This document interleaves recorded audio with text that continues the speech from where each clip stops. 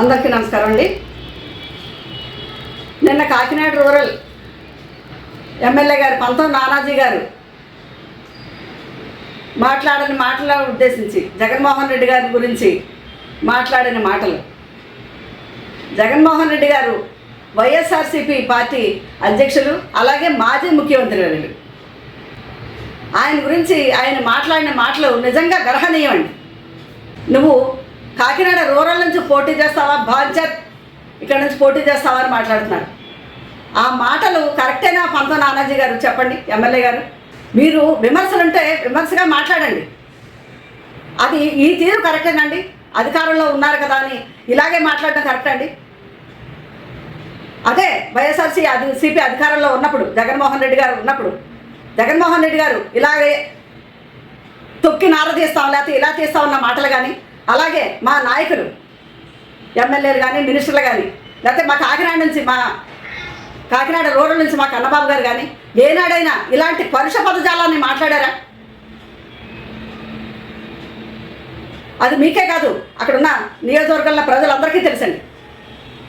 కన్నబాబు గారు అక్కడ ఎంత మర్యాదగా మాట్లాడతారో తెలుసు. అలాగే పార్టీ అధినాయకులు ఎప్పుడైనా కులం గురించి మాట్లాడారా? ఇంకా ఈ ఫస్ట్రేషన్లో మీరు ఎందుకు ఫస్ట్రేషన్ వచ్చిందో తెలియదండి. నేను వైఎస్ఆర్సీపీ కాపు నాయకులందరూ మీటింగ్ పెట్టారు అన్న విషయంలో దాని గురించి మీరు ఏదేదో మాట్లాడారు.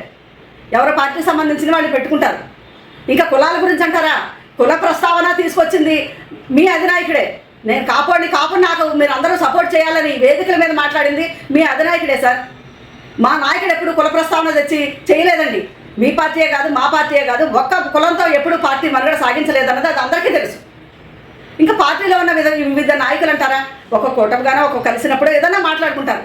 అది మీకు ఎందుకు బాధ వచ్చిందో తెలియదు.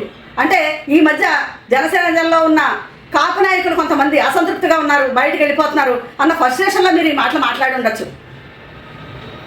దానికి జగన్మోహన్ రెడ్డి గారిని బాంచేత్తని మాట్లాడడం చాలా బాధాకరం అండి, చాలా విచారించదగ్గ విషయం. జగన్మోహన్ రెడ్డి గారిని వచ్చి కాకినాడ రూరల్ నుంచి పోటీ చేయమని మీరు సవాల్ విసురుతున్నారు. అసలు మీ నాయకుడు ముందు ఎక్కడి నుంచి పోటీ చేస్తున్నాడో మీరు ముందు చెప్పండి సార్. మేము చెప్పగలం.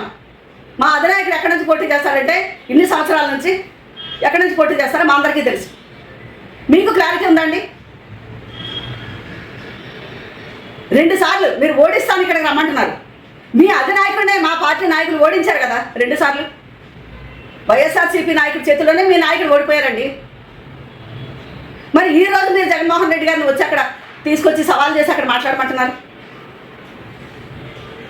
ఇంకా కులాల ప్రస్తావన వస్తే మీరు 2-3 స్థానాల్లో సర్వేలు చేయించుకుని తర్వాత పిఠాపురం వచ్చి అక్కడ కాపులు ఉన్నారనే కదా ఇందాక వంగా గీత గారు మాట్లాడిన మాటలు కూడా మీరు విమర్శ చేశారు. అది నిజమే కదండి. మీరు కాపుడు సపోర్ట్ చేయండి అని నిలబడి వచ్చారు కదా. కాపులు ఒక్కటి చేస్తేనే అయిపోలేదు, అందరూ వస్తారు. చేశారు, నెగ్గారు, అధికారంలో ఉన్నారు. చేయండి సార్, ప్రజలకు మంచి చేయండి. అధికారంలో ఉన్నారు కదా అని ఇంకా ఏది నోటుకు వస్తే అంత మాట్లాడేయడమనే. లా అండ్ ఆర్డర్ చేతుల్లో మీ చేతుల్లోనే ఉంటుందా? ఇంకా తప్పు చేస్తే శిక్షించడానికి కోర్టులు ఉన్నాయి కదండి. ఏరేస్తాం, పీకేస్తాం, చేసేస్తామంటే ఏంటి సార్ ఇది? నాయకుని బట్టే కదా ఎవరైనా మాట్లాడతారేమో.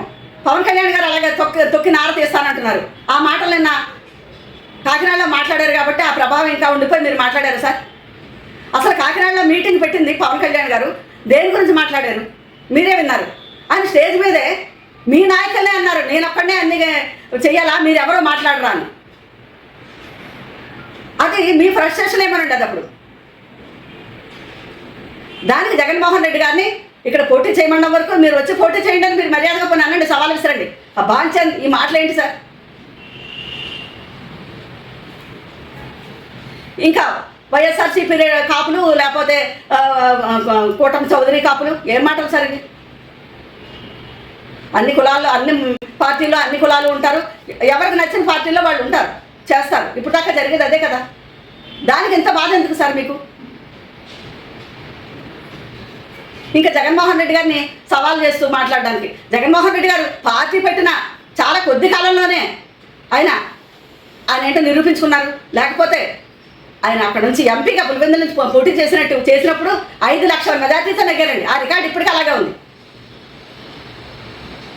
పార్టీ పెట్టిన 12 సంవత్సరాలకు కదండి మీ నాయకుడు ఎమ్మెల్యే అయ్యారు, తర్వాత ఇప్పుడు డిప్యూటీ సీఎం అయ్యారు.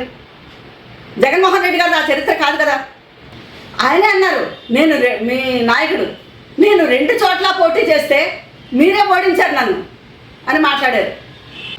ఎవరు ఓడించారో గెలిపోవటములు మన చేతుల్లో ఉండవు కదండి. ఒకసారి ఒక పార్టీ, ఒకసారి ఎన్నో సంక్షేమాలు చేసిన మా వైఎస్ఆర్సీపీ పార్టీ ఓడిపోయింది. మీరు అన్నట్టు 11 స్థానాలకు పరిమితమైన మేమేం బెదిరిపోలేదే. మళ్ళీ వస్తాం ఆ ధైర్యంతో అధినాయకుడు ఉన్నాడు, మేము ఉన్నాం. ఈ కూటమి నాయకులు చేసే పనులు, కూటమికి అభివృద్ధి చేస్తామని, సంక్షేమం ఇస్తామని పరిపాలనలోకి వచ్చిన తర్వాత ఈ 2 సంవత్సరాల్లో ఏది చేయక ప్రజల్లోనే వ్యతిరేకత వచ్చిందండి. అది మేము చేస్తేనే అది కాదు, ప్రజా వ్యతిరేకత మీకు తెలుస్తూనే ఉంది కదా. తట్టుకోలేక మరి ఇలా మాట్లాడుతున్నారో ఏమో కానండి. ఒక మాజీ ముఖ్యమంత్రిని పట్టుకుని ఇలా మాట్లాడడం చాలా బాధాకరం, చాలా విచారకరం సార్.